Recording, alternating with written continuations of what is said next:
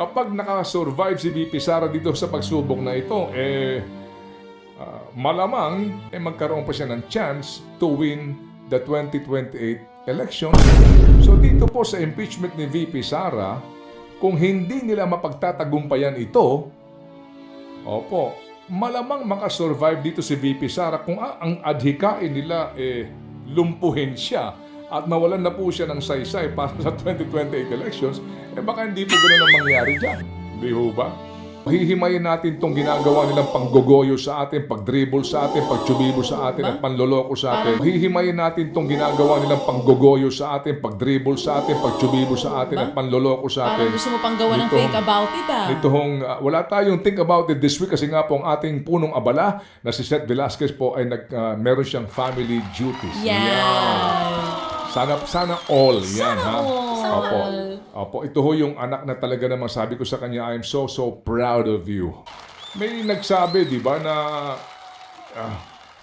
if an injury must be done to a man, then that injury must be so severe that you have to fear of his revenge.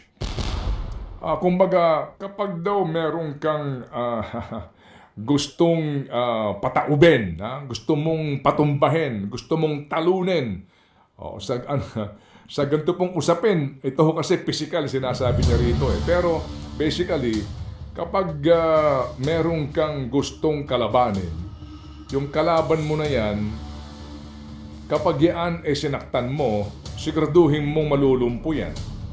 At hindi na makakatindig yan. Dahil pag nakatindig yan, abangan mo ang buwelta niya. Abangan mo ang revenge niya. Sa politika, ganyan din po. Okay? Tandaan natin na ngayon po ay 2025 na. Alright? Ito pong SONA ni Pangulong Marcos Jr. sa July 28 pa, 4th Monday of July yan. July 28 pa.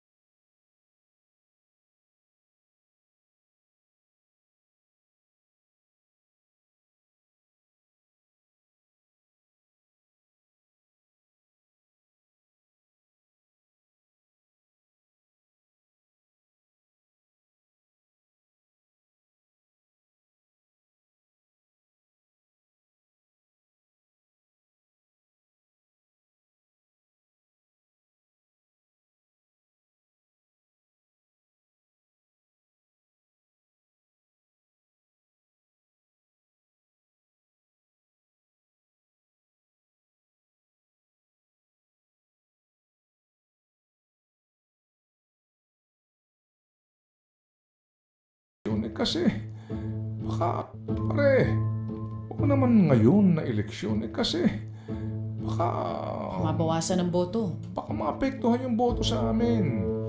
Lalo na kapag humantong tayo sa desisyonan dito bago mag-eleksyon, yung Mindanao votes, yung mga boto rin ng kontra kay Sara. Timbangin naman natin to, boss. Intindihin mo naman kami, relationista kami. O, di ba? Pwedeng ganon. Pwede po yun, di ba? O pwede rin yung mga hindi relationista, pare naman, may bakasyon na kami. Parang ikaw, bakasyon mo ni Mrs. May lakad na kami sa abroad nakabook na kami pahinga naman tayo. Pwede rin ganon. O kaya naman mga kapatid, di ba? Nagbilangan sila. Kailangan nila to convict ng 16 votes.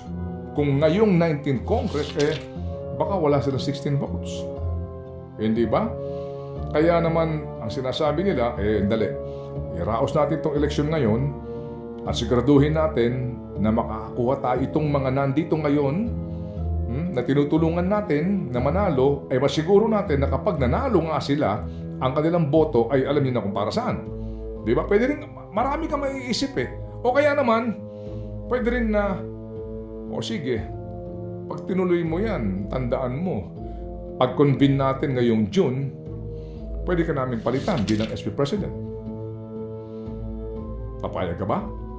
Kung itutuloy mo itong impeachment na ito, itong pagiging senator judges natin, pwede ka namin palitan. Pag nagsimula ang huling sesyon ng Senado, we will declare the position of the Senate President as vacant. At hindi malayong maraming gusto bumalik sa iyo. Papayag ka ba nun, Cheese? Daming possibilities. Pwede ganon, di ba? So isipin mo. Or pwede rin naman kung ikaw ang nasa posisyon at gusto mo talagang umusad at magsimula ng impeachment trial, pwede mong sabihin na pag di mo inaksyonan yan, papalitan kita. O kaya naman, di ba? Depende nga po yan kung anyway. Ang daming posibilidad, mga kapatid. Tama, di ba? Totoo. Opo. Pero ito ngayon ang atin lang. Ang sinasabi po ni Atty. Macalintal, meron din naman basis kontra doon sa continuing body ito, di ba? Oo Kasi nga daw walang quorum, 12 lang sila. Anyway, so ito lang po yun, no? Sabi nga niya, it's now or never. Nasaan ka mang panig ngayon? Ano ba issue dito? Accountability, and the right of the accused to face her accusers. Yun po yan Hindi ba? Bakit pinatatagal nyo pa? Hindi po ba? Dahil kung babalikan ko yung mga binanggit ko na mga posibleng kadahilanan, lahat yon vested interest. Lahat yon personal interest. Lahat yon survival. Lahat yon to win. Lahat yon to get power and money. Hindi po ba? Wala na po yung kahulugan ng ating saligang batas. Yung pong responsibilidad ng lower house, sabihin mo na, questionin mo na sila doon sa puntong yon, pero yung po ay nandidiyan na. So ano ang disposisyon ng Senado forthwith? Bakit nila pinatatagal pa? So yun nga po yung aking mga binanggit na mga posibilidad. But at the end of the day, yun bang kanilang sinumpaan na tungkulin na job description, forthwith proceed with the trial, ay kanilang ginagampanan.